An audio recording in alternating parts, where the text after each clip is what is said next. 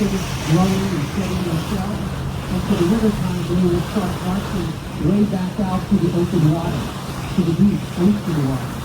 So the oxygen right now is putting their tracks out of the water today as we just went by. You can see that oxygen is not still there. And as you can see, the different oxygen tracks, they have different colors. That is how we recognize who the owner of a particular string of tracks is. And it's not just one lobster buoy in one track.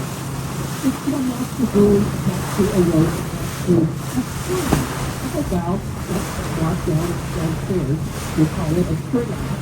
These from May, so it's a string out. The CRs, the string is 3 inches at the end.